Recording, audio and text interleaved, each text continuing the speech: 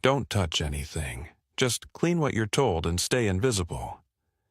The words echoed across the executive floor, sharp enough to stop motion, sharp enough to draw quiet laughter from tailored suits.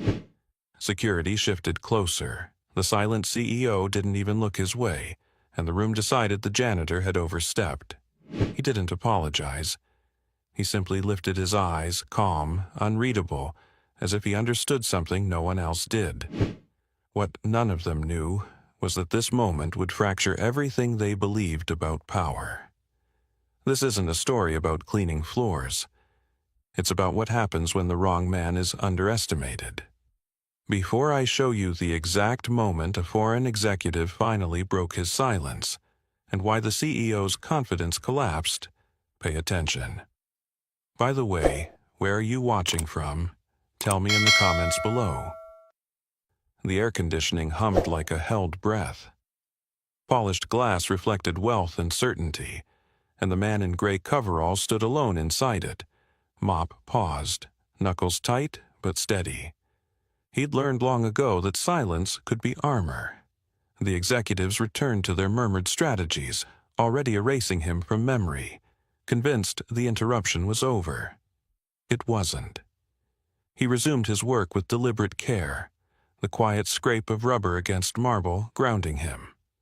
Calm didn't come from weakness. It came from practice, from knowing when to wait, from knowing when the floor beneath arrogance would eventually crack. Earlier that evening, Riku Moreno had kissed his daughter's forehead as she slept, her schoolbooks fanned across the kitchen table, Japanese characters penciled carefully beside English ones. He'd promised her he'd be home before sunrise. He always did. Promises were the only luxury he allowed himself anymore. On the executive floor, the contrast was brutal. Italian leather chairs, abstract art worth more than his monthly rent. Voices that assumed the world bent naturally in their direction. He moved through it unseen, a necessary inconvenience, the kind of labor that kept power polished but never acknowledged. The CEO, a woman known for freezing rooms with a glance, stood near the windows now, her posture flawless, her authority unquestioned. She didn't bother learning the names of people like him.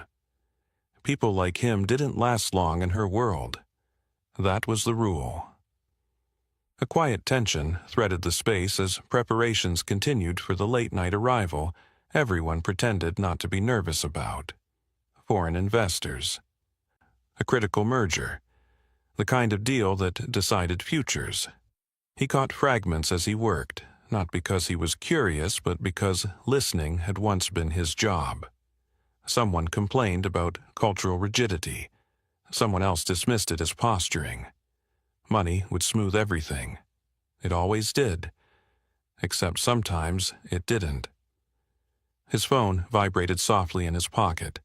A message from the babysitter. Mila had woken briefly from a bad dream, asked when he'd be home. He typed back with gloved fingers, telling her soon, telling her he loved her, telling her to remember the new word they'd practiced together. She sent back a heart and a clumsy handwritten character. That was why he stayed invisible. Not because he had to, but because visibility came with costs he couldn't afford for her. A junior executive passed too close, clipped the mop bucket, muttered something about watching where you roll that thing. He nodded once, absorbing the insult without reaction. Dignity wasn't loud, it endured. The elevator chimed, conversations sharpened, spines straightened. The foreign delegation had arrived. He stepped aside as rehearsed greetings filled the air, eyes flicking toward the silent man at the center of the group. Older, still. Observant. The one no one seemed able to read, the one they should have been paying attention to. As introductions stumbled forward, he noticed what others didn't. The hesitation before handshakes, the subtle tightening of jaws, the misaligned rhythm of respect, small fractures forming beneath expensive confidence. The CEO gestured sharply when she saw him pause near the corridor. "You're done here," she said without lowering her voice. "This area's restricted." It wasn't the words. It was the assumption baked into them, that he had nothing worth hearing, that his presence was an error. He met her gaze for a brief second, not defiant, not apologetic, just steady. Something unreadable passed through his expression, then was gone. He turned his cart smoothly and moved toward the service hallway, the world of power sealing behind him like a glass door. They thought the moment had ended. They thought the hierarchy had been enforced. They didn't see the way the silent executive's eyes followed him. They didn't hear the quiet shift in the room's energy. And they didn't yet understand that the floor they stood on was about to give way. The service hallway swallowed him in softer light and familiar echoes, the polished confidence of the executive floor fading behind a thick fire door. He pushed the cart forward, wheels rattling once before settling, and let out a breath he hadn't realized he was holding. The dismissal still rang in his ears, not because it hurt, but because it reminded him how easily people confused silence with insignificance. Behind the glass, voices rose and fell, sharper now. Something hadn't landed right. He felt it the way a sailor feels a change in current before the storm shows itself. He'd lived long enough in boardrooms like that to recognize the signs. Forced smiles, over-explained confidence, the kind of tension money couldn't smooth over. He parked the cart near a maintenance alcove and wiped his hands on a rag already stained from years of honest work. The building hummed differently here. Pipes whispered. Vents breathed. This was where the tower told the truth about itself. Out there, everything was performance. A pair of junior analysts hurried past, badges swinging, voices low but frantic. "Doesn't respond," one said. "Just stares. I don't even know if he understands." The other cut him off with a nervous laugh that fooled no one.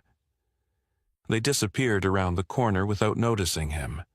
He leaned back against the cool concrete wall, eyes closing for half a second.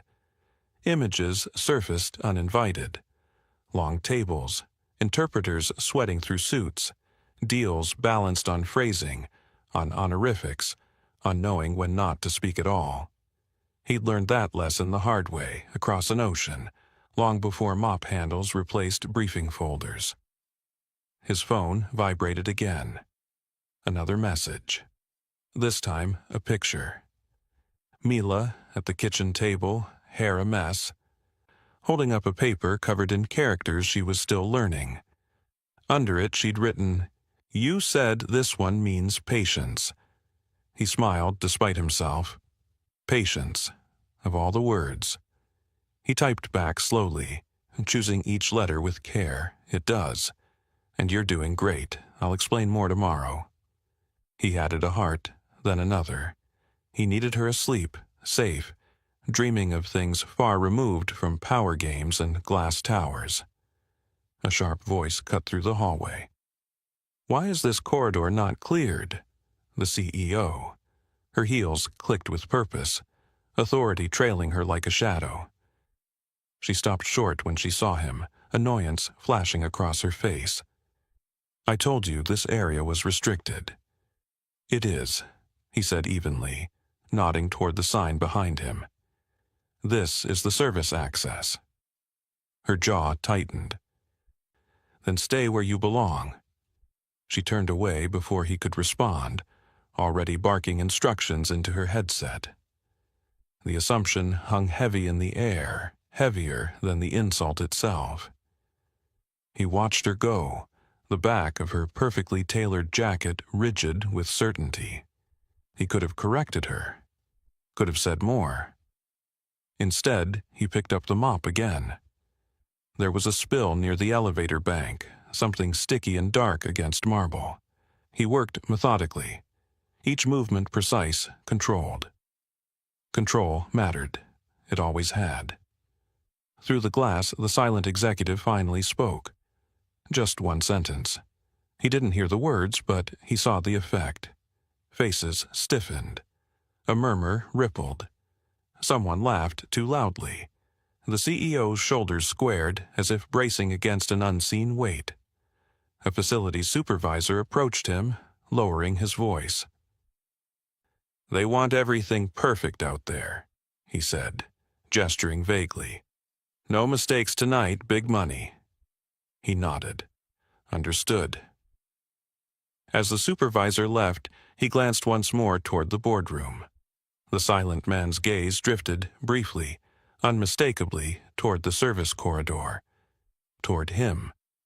There was no confusion in those eyes, only recognition, sharp and assessing. His pulse ticked faster, but his expression didn't change. Recognition was dangerous. It cracked doors he'd worked hard to keep shut. He finished the spill and stood, stretching his shoulders. The building felt like it was holding its breath now, waiting for something inevitable. He didn't know yet if he'd step into it or keep walking past, but he knew one thing with certainty. Whatever happened next would reach beyond this floor. If you're still with me, make sure you're subscribed, because what unfolds next exposes power in ways most people never see. He pushed the cart forward again, the quiet rhythm of work steadying him as the voices behind glass edged closer to braking. The cart rolled forward, its wheels echoing softly as he guided it toward the service elevator. Behind him, the murmur of voices sharpened, confidence thinning into something brittle. He didn't turn back. Not yet. The elevator doors slid open with a tired groan, and he stepped inside, the doors sealing him away from glass, wealth, and watching eyes. The descent felt longer than usual. Each floor ticked by, carrying the weight of a building that believed it was untouchable. By the time the doors opened onto the underground level, the tension above felt distant, muted by concrete and fluorescent light. He clocked out without ceremony, nodding to a guard who barely looked up, then stepped into the cool night air. The city smelled like rain and exhaust. His shoulders loosened as he walked, the rhythm of his steps syncing with familiar streets. This was the part of his life that belonged only to him and his daughter. No boardrooms, no titles, just promises kept. The apartment was dark except for the soft glow of a nightlight shaped like a paper lantern. He slipped off his shoes quietly, moving by instinct, and found her curled on the couch, a blanket tangled around her legs. The babysitter whispered a quick update, relief clear on her face, then slipped out with a tired smile. He knelt in front of Mila, brushing hair from her eyes. She stirred, blinking up at him. "You're late," she murmured, not accusing, just observant. "Just a little," he said softly. "I'm here." She sat up, clutching the paper she'd shown him earlier. "I practiced," she said, holding it out proudly. "I didn't forget." "I know." He smiled, genuine now, the weight of the tower falling away. "You never do." They moved to the small kitchen table, steam rising from reheated soup. The apartment hummed with old pipes and distant traffic, a soundtrack far removed from the controlled silence of executive floors. She talked while she ate, about school, about a classmate who'd laughed at her accent when she tried a new word, about how it made her feel small. "What did you do?" he asked. "I didn't yell," she said, thinking. "I just kept saying it right." He nodded. "That takes strength." She studied him for a moment, eyes too perceptive for 9 years old. "Did someone make you feel small tonight?" The question landed harder than any insult. He considered deflecting, then chose honesty. "They tried," he said, "but they don't get to decide who I am." She seemed satisfied with that, turning back to her soup. "Good, because you know a lot," she added casually. "More than them." He laughed under his breath. If only she knew how true that was. On the counter sat a small wooden box, worn smooth at the edges. He opened it carefully, checking its contents out of habit. Inside lay old business cards, a faded metro pass from Tokyo, and a slim notebook filled with meticulous notes written in 2 languages. He closed it again, sliding it back into its place. Some doors stayed closed for a reason. After she brushed her teeth, he tucked her into bed, answering questions about patience, about why some people listened and others didn't. Listening is a skill, he told her. Most people think talking is enough. Will you teach me? She asked, already half asleep. Every day, he promised. When the apartment finally fell quiet, he sat alone at the table, hands wrapped around a mug gone cold. His phone buzzed once more. A notification from work. Emergency meeting extended. All hands on standby. He stared at the screen, the glow reflecting in tired eyes. He could ignore it. Let the night pass. Let the tower handle its own mess. That had been the plan. Keep his head down. Keep his world small enough to protect. But upstairs, miles of glass and steel were cracking under pressure they didn't understand. And somewhere inside that building, a silent man was weighing respect against offense, honor against profit.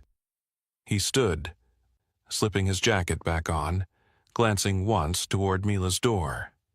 The wooden box seemed heavier now, its presence a reminder of who he'd been and what he still carried. Patience, he murmured to himself, repeating the word she'd learned. Then he stepped back into the night, the city opening before him, and headed toward a choice that would not stay quiet much longer. The ride back toward the tower felt faster, like the city itself sensed the shift and urged him along. Streetlights streaked across the windshield as rain began to fall, light at first, then steady, tapping a rhythm against the glass.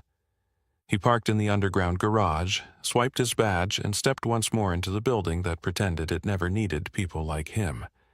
The elevator ride up was crowded now. Suits, heels, tense faces reflected back in the mirrored walls.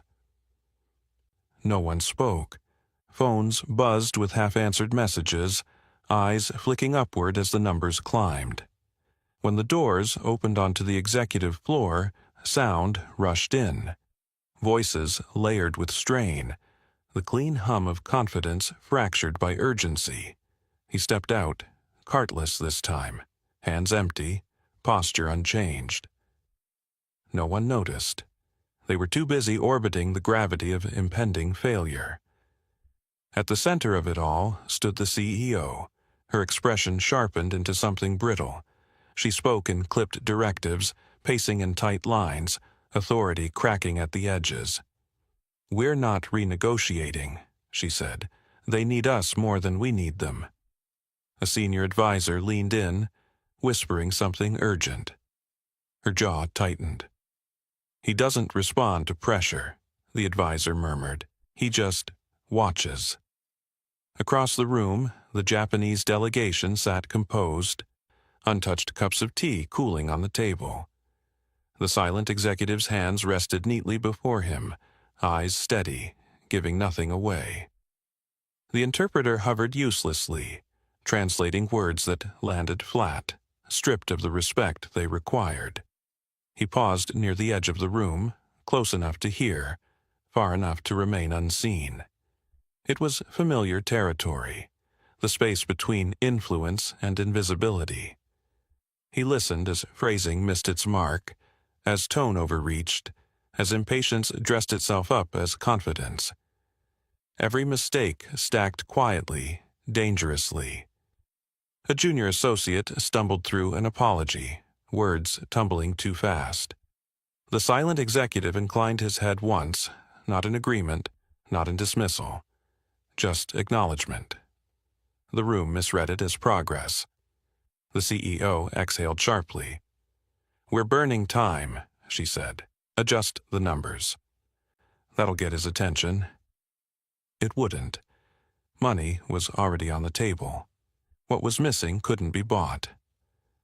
A facilities manager hurried past him, whispering into a headset about press waiting downstairs, about shareholders demanding updates. The building's polished calm was unraveling thread by thread. He felt it in the air, the way tension hummed just beneath sound. The silent executive's gaze shifted, slow and deliberate, scanning the room. It landed on him again, held. There was no confusion there, only curiosity sharpened by recognition. He felt the pull of that look like a question asked without words. The CEO noticed the pause, followed the line of sight. Her eyes narrowed when she saw him standing there, hands folded loosely in front of him. "Why are you still here?" she snapped. "This isn't your concern." A few heads turned. "Not many. Enough." "I was called back," he said evenly, gesturing to his phone. "Emergency coverage." She scoffed. "We don't need janitorial coverage right now. We need solutions." The irony almost made him smile. Almost. He took a step back, yielding space, diffusing the moment before it could harden. She turned away, dismissing him again, already refocusing on the deal slipping through her fingers. The interpreter cleared his throat, trying again, voice uncertain. The silent executive finally spoke, longer this time. The interpreter hesitated, then translated carefully. He says, "Trust is built before numbers, not after." The room stilled. The words lingered, heavier than any figure on the screen. The CEO forced a tight smile. "Of course," she said, "and trust comes from transparency." The silent executive's gaze didn't leave her. He said something else, softer. The interpreter swallowed. "He asks who advised you on cultural protocol." No one answered. Eyes darted. Silence stretched. He felt the question like a weight pressing forward, searching for someone willing to carry it. His pulse quickened, not with fear, but with inevitability. This was the fracture point, the moment before collapse or correction. He shifted his weight just slightly, enough to be seen, enough to signal readiness without forcing the issue. The CEO noticed. Her eyes flashed with irritation. "I said this isn't your—" The silent executive raised a hand, stopping her mid-sentence. He turned fully now, addressing the room, then spoke directly, clearly, in Japanese. No interpreter moved. The words hung untranslated, charged, demanding understanding rather than convenience. Every instinct he had sharpened over years of negotiation stirred awake. He understood every syllable, every nuance, every unspoken expectation wrapped inside them. The room waited, and for the first time, power hesitated. Silence settled heavy after the untranslated words, thick enough that even the air conditioning seemed to hesitate. Faces turned instinctively toward the interpreter, then back to the silent executive, confusion spreading like a slow leak. The CEO's irritation sharpened into something closer to alarm. "Well?" she demanded, her tone cutting. "What did he say?" The interpreter's mouth opened, then closed. He glanced at the silent executive again, waiting for permission that didn't come. He asked a question," the interpreter finally said, uncertain. "About intention." "That's not helpful," the CEO snapped. "Ask him to clarify." The silent executive didn't move. His gaze drifted instead, deliberate, until it landed on the man near the edge of the room. The janitor. The one everyone had dismissed twice already. Recognition flickered there again, unmistakable now. A few others noticed it too. A murmur rippled, subtle but real. Why was he looking at him? He felt the room tilt, pressure building behind his ribs. This was the point where patience ended and consequence began. He hadn't planned on stepping forward tonight. He'd planned on keeping promises, on staying invisible. But invisibility had a way of collapsing when truth demanded space. The CEO followed the silent executive's gaze, confusion knitting her brow. "Is there a problem?" she asked. Before anyone could redirect the moment, he spoke. Quietly, calmly, in Japanese. The sound of it cut through the room like a blade through silk. He didn't raise his voice. He didn't step into the center. He simply answered the question that had been asked, translating not just words but meaning. Tone measured with precision, respect woven carefully into each phrase. The effect was immediate. The silent executive straightened, eyes sharpening with focus. He replied just as calmly, the exchange flowing back and forth without pause, without the clumsy delay of interpretation. It wasn't flashy, it was exact, nuanced, the kind of language spoken by people who understood what was at stake beneath the surface. The interpreter froze, hands slack at his sides. A senior advisor whispered, "What the hell is happening?" The CEO's face drained of color. "Stop," she said sharply. "Who authorized this?" He finished the sentence he was in the middle of before turning to her. His voice, when he spoke in English, was still even. "He asked whether your company understands the difference between compliance and respect," he said. I answered. "You're out of line," she snapped. "You're here to clean floors." He didn't flinch. "I am," he said. "And right now, the floor is unstable." A few people inhaled sharply. No one laughed this time. The silent executive said something again, softer now. He listened, nodded once. "He says the deal isn't dead," he translated, "but it won't move forward until he knows who in this room understands responsibility beyond profit." The words landed hard. This wasn't a negotiation tactic, it was a test. The CEO looked around, searching for footing. "We have an entire legal team. He isn't asking about law," he said gently. "He's asking about honor." The room had shifted. Executives who'd barely noticed him before were staring now, reassessing, recalculating. Power didn't like surprises, especially when they spoke fluently. If you're finding this moment as tense as it feels, make sure you're subscribed. Because what's about to unfold reshapes everything they thought they controlled.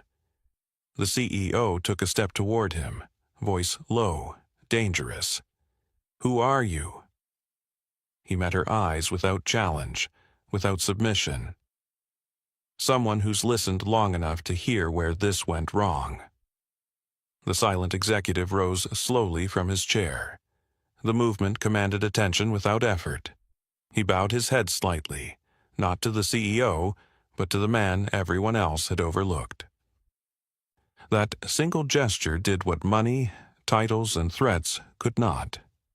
It rewrote the room. No one spoke. No one dared interrupt.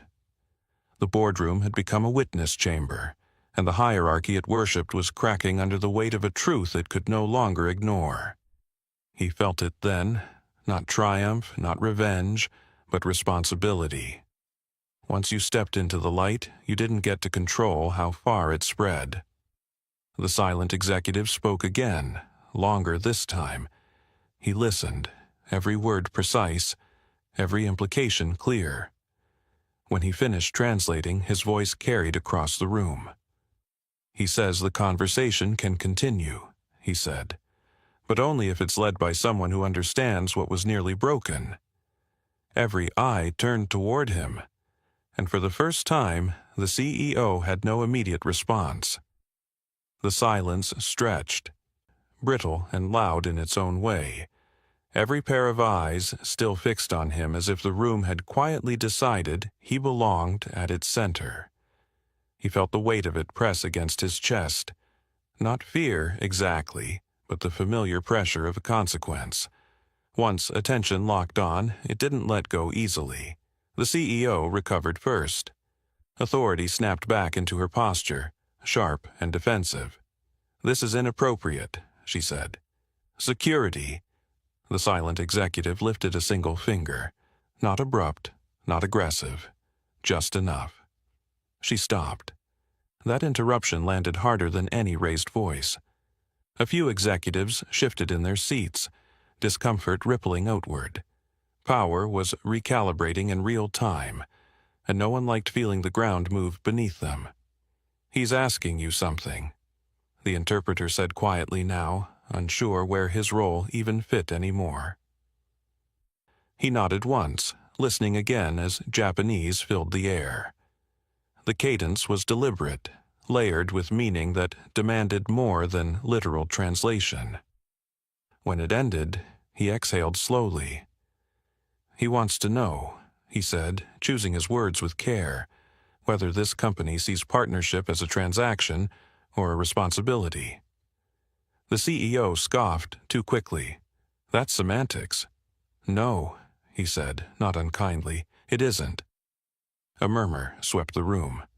Someone near the back whispered his job title again, disbelief edging the word.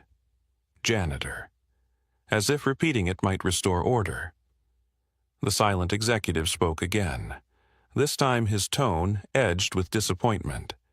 He listened, jaw tightening almost imperceptibly. "He says he's watched this room." He translated. "Listened to how you speak about leverage, about pressure, about winning. He says those are the words of conquest, not collaboration." The accusation hung there, impossible to ignore. The CEO crossed her arms. "We're not here to be lectured." "He knows," he replied. "He's deciding whether he's here to walk away." That landed. Color drained from a few faces. This deal wasn't theoretical. It was structural. Jobs, stock, futures. The room understood numbers better than morality, and the numbers were starting to scream. The CEO turned to him fully now. "You," she said, voice low. "You've said enough. You're not authorized to speak for this company." He met her gaze, steady. "I'm not speaking for it," he said. "I'm speaking to him." The distinction mattered. The silent executive nodded slightly, confirming it. Rain streaked down the windows behind them, blurring the city lights into wavering lines. Thunder rolled faintly, distant but present, as if the night itself was leaning in. "He wants to know your role," the interpreter said softly, almost apologetic. He hesitated, just a fraction. Not because he didn't have an answer, but because answers had a way of changing everything once spoken aloud. Before he could respond, the CEO cut in. "He cleans floors," she said sharply. "That's his role." The silent executive looked at her for a long moment. Then he spoke, calmly but firmly. He didn't look away when he finished. "He says," the interpreter translated, voice tight, "that floors reveal everything people drop when they think no one is watching." A few people swallowed hard. The room felt smaller now. The hierarchy that once felt solid was compressing, reshaping itself around a truth it hadn't planned for. He could feel it pulling him forward, asking for more than translation, more than correction. He answered again in Japanese, respectful but unyielding, explaining without embellishment where the missteps had been, the rushed assumptions, the missed rituals, the subtle insults born from impatience, not malice, but damaging all the same. When he finished, the silent executive stood.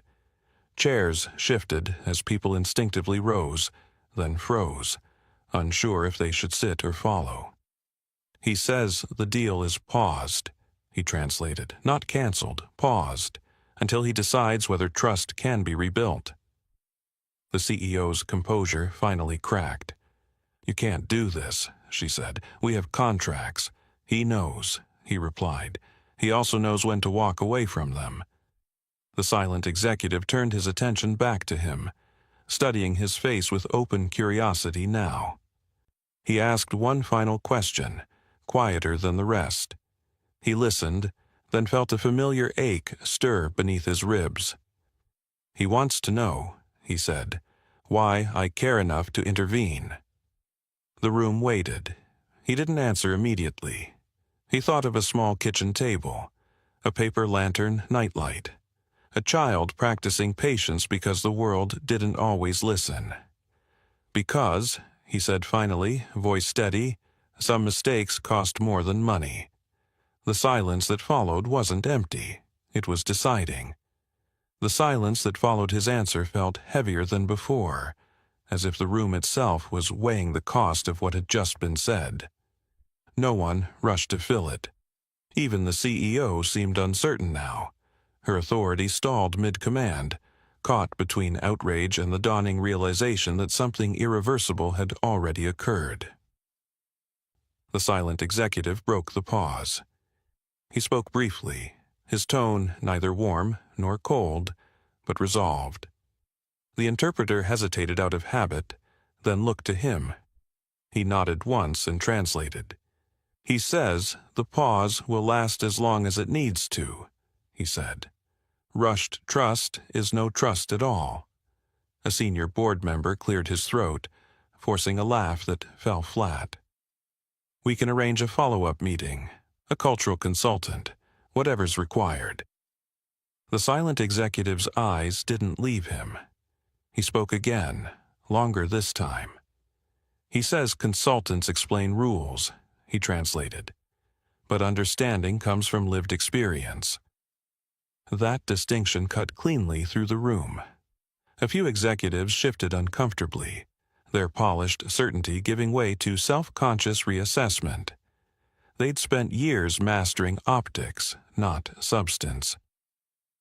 The CEO finally moved, stepping closer, lowering her voice as if proximity could reassert control. "You've made your point," she said to him. "Now step back. Let the professionals handle this." He looked at her for a long moment, not defiant, not submissive, just honest. "This is what handling it looks like," he replied. Her eyes flashed. "You're overestimating your importance." "Maybe," he said, "but not the consequences." The silent executive watched the exchange closely, interest sharpening into something like respect. He spoke again, addressing the CEO directly now. The interpreter translated carefully, each word deliberate. "He asks whether you believe authority comes from position or from accountability." The question landed like a verdict waiting to be read. The CEO opened her mouth, then stopped. For the first time since the night began, she seemed unsure which answer would cost less. Around her, people waited, suddenly aware they were witnessing something that would ripple far beyond this room. She straightened. "Authority comes from results," she said, "from responsibility." The silent executive nodded once, then turned back to him, asking something quieter. He listened, his expression unchanged, though something tightened behind his eyes. "He wants to know," he translated, "if you'd still speak this way if there were no witnesses." The room stilled again. This wasn't about performance now. It was about motive.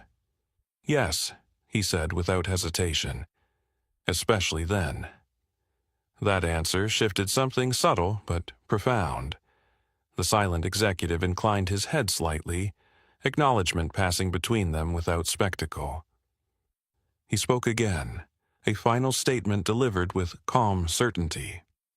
"He says the deal will remain paused," he translated, "but tomorrow he'll return, not for numbers, for conversation." A breath released across the room, collective and unsteady. Paused meant hope. It also meant scrutiny. Nothing would resume the way it had been. The CEO turned away abruptly, jaw tight, already retreating into calculation. "This meeting is adjourned," she said. "Everyone out." Chairs scraped softly as people rose. Conversations muted, eyes lingering on him with a mix of curiosity and disbelief. The interpreter approached, voice low. "I didn't know," he said, "about you." He nodded once. "Most people don't." As the room emptied, the silent executive remained. Just the two of them now, standing in a space stripped of audience and hierarchy. He spoke quietly. No interpreter needed. The words were simple: gratitude, respect, acknowledgement of shared understanding. He replied just as simply, returning the courtesy without embellishment. This wasn't the moment for explanations. Some things were better left intact, at least for now. When the silent executive finally left, escorted by aides, the room felt cavernous. The lights seemed harsher without bodies to soften them. He stood alone for a moment, absorbing the aftermath. The CEO reappeared near the door, arms crossed, expression unreadable. "You've complicated things," she said. "Things were already complicated," he replied. She studied him, searching for leverage that no longer existed. "This doesn't change your job." "No," he agreed, "it doesn't." That seemed to unsettle her more than defiance would have. She turned sharply and left, heels echoing down the corridor. He exhaled slowly, the tension draining from his shoulders at last. The crisis hadn't ended. It had only shifted shape. But the imbalance had been exposed, publicly and unmistakably. As he stepped back into the service hallway, the familiar hum of pipes and vents greeted him like an old friend. Power rarely came looking here. Tonight it had followed anyway, and it wouldn't forget what it found. Somewhere above, decisions were already being reconsidered. Somewhere beyond this building, a child slept, unaware that patience had just rewritten a future. He reached for his phone, not to check messages but to ground himself in what mattered. Whatever came next, it would move forward from here, not backward. The floor behind him no longer felt unstable, it felt awake. The service hallway felt narrower as he walked it, as if the building itself were recalibrating around what had just happened. Every step echoed louder than before, not because the space had changed, but because he had. He reached the janitorial closet, set his hands against the metal door, and paused, breathing through the residual tension that still clung to his muscles. He wasn't supposed to be here anymore tonight. Not like this. The crisis had paused, yes, but its weight followed him, pressing forward with questions that didn't yet have answers.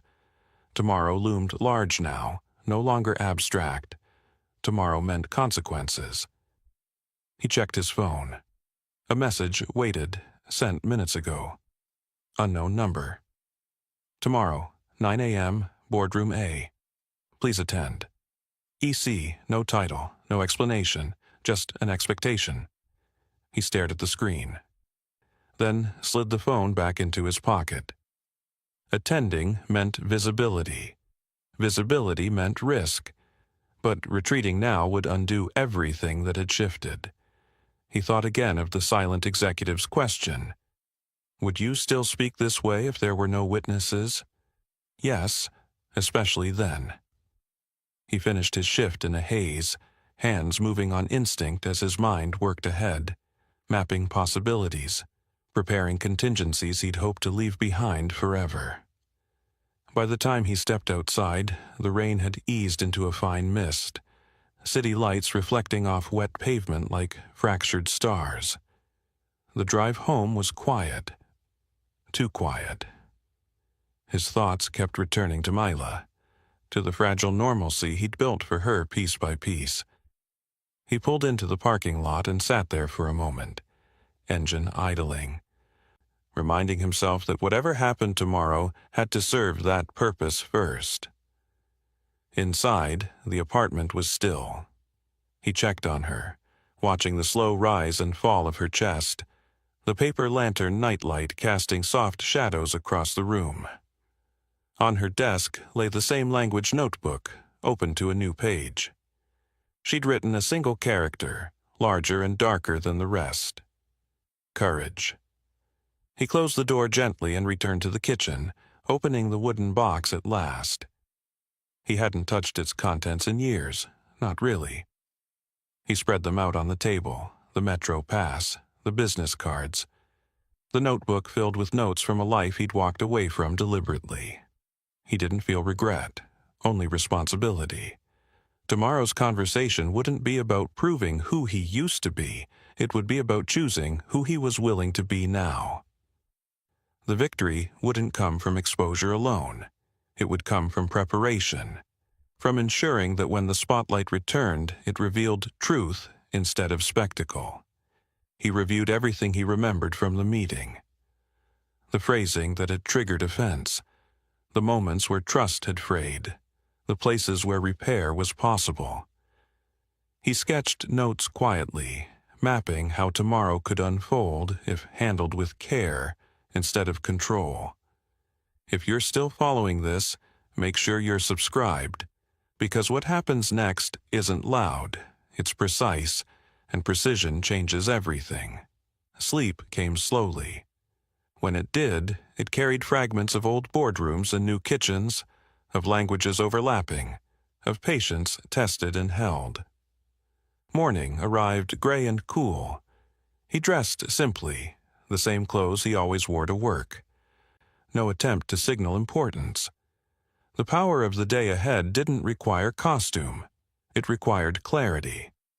At the tower, security hesitated when they saw him arrive so early. One guard checked his badge twice, then waved him through with a confused nod. The lobby felt different in daylight, less imposing, more exposed. Glass reflected faces instead of shadows. Boardroom A was already unlocked. Inside, the long table gleamed under recessed lights. No executives yet, no CEO, just silence and possibility. He took a seat, not at the head, not at the edge, but where conversation could happen without dominance. He placed the notebook on the table, not as a prop, but as a reminder to himself. Footsteps approached. The door opened. The CEO entered alone. She stopped when she saw where he was sitting. "You're early," she said. "So are you," he replied. She closed the door behind her, arms crossing slowly, posture guarded. "I didn't sleep," she admitted after a moment. "Neither did I." They regarded each other across the table, not as adversaries now, but as people standing at the edge of a decision that would define more than a deal. Outside the boardroom, the building woke up, unaware that its balance of power was already shifting again. This time, quietly, deliberately, and without an audience. And that, he knew, was where the real work began. The CEO didn't sit right away.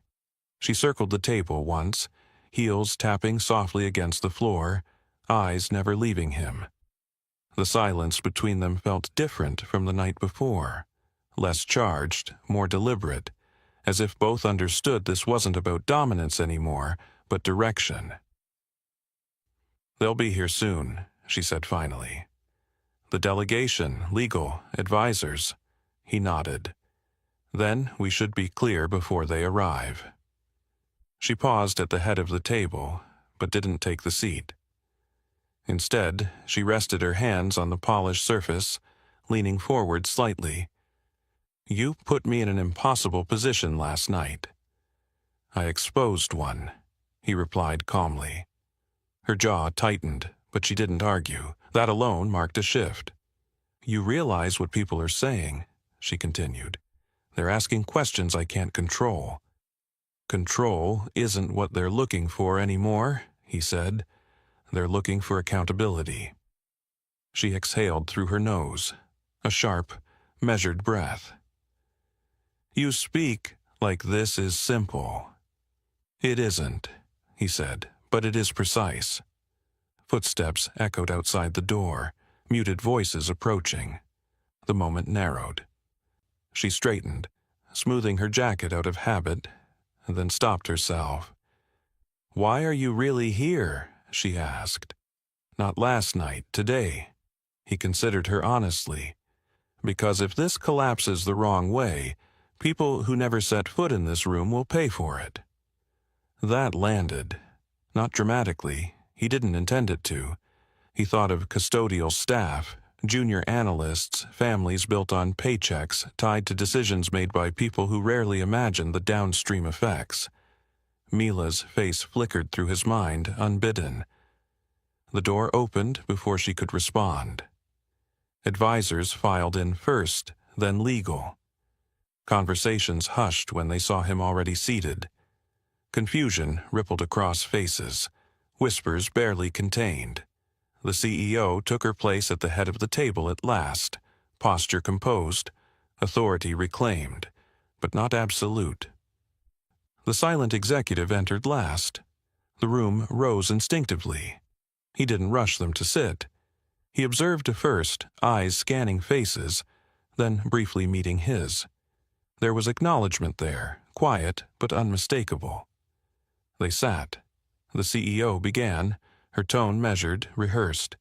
She spoke of mutual opportunity, of long-term vision, of lessons learned. It was smoother than the night before, but still cautious, like someone stepping onto unfamiliar ground. The silent executive listened without interruption. When she finished, he spoke. Not long, not short. Just enough. He listened carefully, then translated. He says, appreciation is noted, he said. But words spoken under pressure reveal more than those prepared after. A few advisors stiffened. The silent executive continued. He leaned forward slightly, hands folded. The room followed the movement as if pulled by gravity. He spoke again, eyes now on him. He's asking, he translated, what has changed since last night. All eyes turned toward the CEO. She hesitated, only a fraction. Then she surprised the room. I have, she said, because I realized I was protecting my position instead of the partnership. The admission sent a low ripple through the table, some discomfort, some respect. The silent executive studied her for a long moment, then nodded once. He spoke again. He asks what you intend to do differently, he translated. The CEO glanced at him, brief and searching. He met her gaze, offering nothing but presence. The answer had to be hers. She straightened. I intend to listen before deciding, she said, and to ensure those advising me understand more than numbers. The silent executive's attention shifted back to him. He spoke quietly, the tone curious now, probing. He's asking, he translated, whether you'll be part of that process. The room stilled. This was the fulcrum. The moment where exposure either became spectacle or responsibility. He felt the weight of it press down, familiar and heavy. He didn't rush. I don't need a title, he said finally. I need authority to correct what I hear breaking. A murmur ran through the advisors. The CEO didn't interrupt. That alone was telling. The silent executive nodded, satisfied. He spoke once more, longer this time, his cadence confident. When he finished, the interpreter looked to him, then stepped back.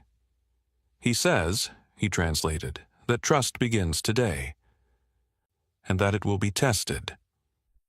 Relief didn't flood the room. Something steadier did, resolve, the kind that came with work, not celebration. The CEO inclined her head. Then we begin today. As papers shifted and conversations resumed, quieter now, more careful, he leaned back slightly, exhaling. The victory wasn't complete, it wasn't even secure, but it had moved from exposure into structure. That mattered. He glanced at his phone beneath the table. A message from Mila waited, time-stamped minutes earlier. Good luck today. Remember patience. He smiled, just faintly, and slipped the phone away as the room leaned forward into its future, unaware that the smallest voice outside it had already helped shape the outcome. The meeting didn't end with handshakes or smiles. It ended with work. Real work. the kind that stripped away ceremony and exposed fault lines no one had wanted to acknowledge before. As advisors leaned in, recalculating strategy, the silent executive listened more than he spoke, his attention moving between faces, not documents. He stayed seated, observing, intervening only when language drifted back toward abstraction. Each time, the correction was subtle. A word adjusted, a phrase softened, a pause inserted where certainty had once bulldozed forward. The room followed his lead without quite realizing it, recalibrating its tone around something steadier than authority. The CEO watched it happen with a tight focus that bordered on discomfort. This was unfamiliar terrain. Leadership without command. Influence without intimidation. She contributed when needed, but more often she listened, absorbing not just content but cadence. At one point, legal pushed back, raising concerns about precedent. He responded calmly, translating the silent executive's reply with care. "He says precedent matters less than repair," he said. "Broken trust sets worse ones." No one argued that. Hours passed. Coffee cups multiplied. The city brightened outside the windows, unaware of the quiet restructuring happening several floors above. By late morning, the outline of a revised agreement began to take shape. Not finalized, but viable. Respect had been written into the margins, not as a slogan, but as a condition. When the silent executive finally stood, the room followed instinctively. He spoke briefly, nodding once toward the CEO, then toward him. "He says this is a beginning," he translated. Not a concession. The delegation gathered their materials with measured efficiency. There was no triumph in their movements, only purpose. As they filed out, the silent executive paused beside him. "You should not be cleaning floors," he said quietly, in English this time. He met the man's gaze. "Someone has to," he replied. The silent executive smiled faintly, then left without another word. The room exhaled all at once. Advisors began packing up, murmuring about timelines and follow-ups. A few glanced his way with open curiosity now, questions hovering just behind their eyes. None of them asked, not yet. The CEO remained seated long after everyone else had gone. Finally, she gestured toward the chair across from her. "Sit," she said. He did. She studied him with an intensity stripped of arrogance, replaced by something closer to assessment. "You didn't just save a deal," she said. "You exposed a weakness in how this company operates." "Yes," he said. "And now you have a choice." Her lips pressed together. "You're assuming I'll accept that." "I'm assuming you already have," he replied. She leaned back slowly, eyes never leaving his. "They're asking who you are," she said. "Background checks are already happening." "I expected that." "And what will they find?" He didn't hesitate. "The truth." She nodded once, absorbing that. "You walked away from power," she said. It wasn't a question. "I stepped out of it," he corrected. "There's a difference." She was quiet for a moment. Then, reluctantly, "Why?" He thought of a small apartment, a kitchen table, a child practicing patience because the world didn't always slow down enough to listen. "Because some environments reward forgetting who you are," he said, "and I couldn't afford that." Her gaze softened just slightly. "I built this place to be untouchable," she admitted. "Turns out that made it fragile." "Strength that can't hear breaks," he said. She exhaled, the sound weary but real. "They want to offer you something," she said. "A formal role, advisory, compensation to match." He considered it carefully. This was the moment people imagined as victory, the restoration of status, the visible climb. "I'll advise," he said, on conditions. Her brow lifted. Name them. I keep my schedule, he said. I stay out of titles, and I remained free to say no. She laughed once, short and surprised. You're negotiating like you don't need this. I don't, he said simply. Silence settled again, but this time it wasn't tense. It was clear. She extended her hand. After a beat, he shook it. Not as superior to subordinate, not as savior to beneficiary, as equals acknowledging reality. When he left the boardroom, the hallway felt different. Not reverent, just honest. A few staff members nodded as he passed, unsure why, only sensing that something had shifted. In the elevator, he checked his phone. Another message from Mila. Did it go okay? He typed back. It did. I'll be home early. As the doors opened onto the lobby, sunlight poured in, reflecting off glass no longer intimidating, just transparent. He stepped forward, not into triumph, but into alignment. And that was enough. The lobby carried a different kind of quiet now, not the hushed obedience of before, but the unsettled calm that follows a storm no one expected. People moved through the space with softened edges, glancing up from phones, watching each other instead of the screens. He felt it as he crossed the polished floor, the way eyes lingered a fraction longer, curiosity replacing dismissal. Word traveled fast in buildings like this. Not facts, those came later, but impressions, the sense that something fundamental had shifted. He wasn't stopped, wasn't questioned. Security nodded him through with an unfamiliar respect, unsure why they felt it, only that it seemed necessary.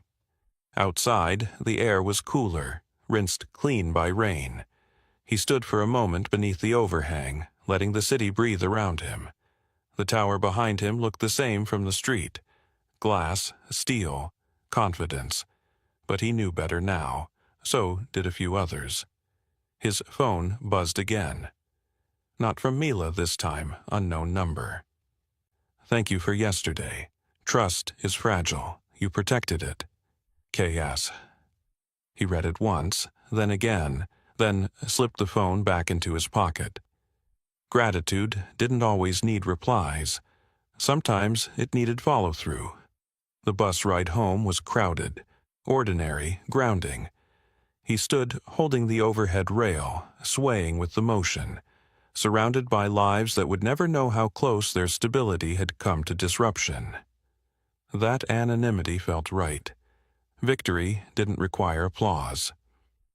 At the apartment, Mila met him at the door, eyes bright, already searching his face. You're early, she said, surprised. Promised, he replied, shrugging off his jacket. She followed him into the kitchen, chattering about school, about a quiz she'd aced, about a classmate who'd finally stopped teasing her pronunciation. He listened, fully present, chopping vegetables with unhurried precision. Did you fix the big problem? She asked, casually, as if asking whether he'd remembered milk. He smiled. I helped people listen. She considered that. That's harder? Yes, he agreed. But it lasts longer. They ate together, sunlight pooling across the table. The wooden box remained closed on the counter. It didn't feel like a burden tonight, just a reminder. Later, as she worked on homework, he reviewed notes he'd taken earlier, refining them quietly. Tomorrow wouldn't be ceremonial. It would be practical. Conversations with teams who'd never considered what they were missing. Corrections delivered without accusation. Structures adjusted so listening became habit, not exception. He wasn't naive. Resistance would come. Power didn't shed its skin easily. But something had been exposed in front of witnesses who mattered, and that exposure couldn't be unseen. The next morning, the ripple became visible. An internal memo circulated before he even reached the tower. New advisory protocols, cultural review processes, a temporary restructuring of negotiation oversight. No names attached publicly, but the language was unmistakable. Accountability had entered the building's vocabulary. In the service hallway, a custodian he barely knew gave him a small nod. "Heard things," the man said quietly. He nodded back. "Me too." On the executive floor, conversations paused as he passed. Not dramatically, just enough. A few people offered polite greetings they hadn't before. Others avoided eye contact, unsure where he fit now. The CEO encountered him near the conference rooms. Her expression composed, but changed. Less armor, more awareness. "We'll need you later," she said, not a command, an acknowledgement. "I'll be available," he replied. She hesitated, then added, "For what it's worth, you were right." It wasn't an apology. It was closer to something harder. Acceptance. That afternoon, the silent executives' delegation confirmed their return schedule. The pause held. Trust was being tested, exactly as promised. This time, the company met it differently, slower, quieter, more careful with words. He watched from the margins, intervening only when needed. Each correction landed softer now, met with less resistance. People were learning, not because they were forced to, but because the alternative had revealed its cost. By evening, exhaustion settled in, the good kind that followed meaningful work. He packed up, slipping back into the rhythm of his dual life without fanfare. In the lobby, a junior analyst approached him, awkward, earnest. "I just wanted to say thank you," she said. "For yesterday, for today." He nodded. "Use what you heard," he said. "That's thanks enough." Outside, dusk painted the sky in muted colors. He headed home, feeling the weight of the day ease with every step, not because the struggle was over, but because it had found direction. At home, Mila greeted him with a new word written carefully on a sticky note, pressed to the fridge. Dignity. He smiled, placing it beside patience and courage. The tower behind him would continue to gleam. Deals would resume. Power would adapt, as it always did. But something irreversible had already happened. The floors no longer hid what people dropped. And those who once looked down had finally been forced to look around. Morning settled gently into routine, the kind that followed upheaval without announcing it. He walked Mila to school under a sky scrubbed clean, her backpack bouncing lightly with each step. At the gate, she hugged him once, quick and fierce, then ran toward her friends, already absorbed in the day ahead. He watched until she disappeared inside, grounding himself in the ordinariness of it. Back at the tower, the lobby buzzed with quieter purpose. No urgency, no spectacle, just work recalibrated. He moved through it without ceremony, neither hidden nor displayed, present in a way that felt balanced at last. People had adjusted, not fully, not perfectly, but enough to matter. The CEO passed him near the elevators, nodding once. No tension, no performance. They'd settled into a truce built on clarity rather than control. The advisory work continued, measured and deliberate, a series of small corrections that added up to structural change. It wasn't dramatic, it was durable. By midday, the delegation confirmed progress. Not praise. Progress. That was better. He translated when needed, corrected when necessary, and stepped back when the room held itself steady. Leadership learned to listen. Listening learned to last. Later, alone in a quiet corridor, he paused beside a window overlooking the city. The tower no longer felt like a battlefield. It felt like a system finally aware of its blind spots. He didn't feel triumphant. He felt aligned. There was a difference. When his phone buzzed, he expected logistics. Instead, It was a voice message from Mila, breathless with excitement. She'd been asked to read aloud in class. She'd done it slowly, carefully. No one laughed. He smiled, warmth spreading through his chest. That was the real victory. Not recognition, not compensation. The quiet proof that patience, practiced daily, changed outcomes. He left early again. Not as an exception, but as a boundary. At home, they cooked together, steam fogging the windows, music low. She asked questions about words and meanings, about why some people didn't listen until things almost broke. Because listening takes humility, he said, and humility is learned. Did you learn it? She asked. I practiced it, he replied. A lot.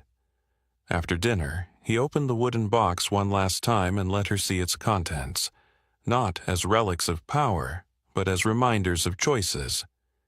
She traced the faded Metro pass with her finger, eyes wide. Is this who you were? She asked. It's part of it, he said. Who I am now includes you.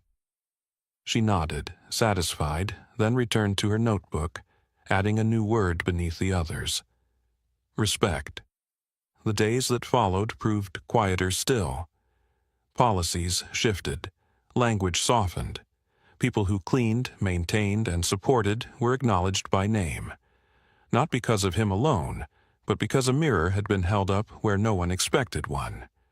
Once seen, it couldn't be unseen. He continued his work in two worlds, moving between them with care. The floors stayed clean, the conversations stayed honest. And when tension surfaced, it was addressed before it calcified into damage. One evening, as they walked home, Mila squeezed his hand. People listened today, she said. He squeezed back. Then we're doing something right.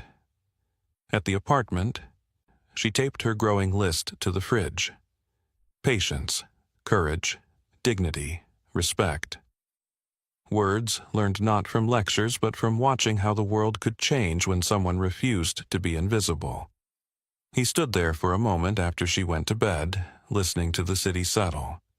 The tower glimmered in the distance, still impressive, still powerful, but no longer unreachable. Power, he'd learned, wasn't where people looked. It was where they finally listened. If you want another story like this, ask me for the next story title right now. Subscribe and don't miss our next story. Single dad janitor picked up the fallen violin. The CEO recognized the song and froze. Trust me, you'll feel it. And tell me in the comments, what injustice should we tackle next?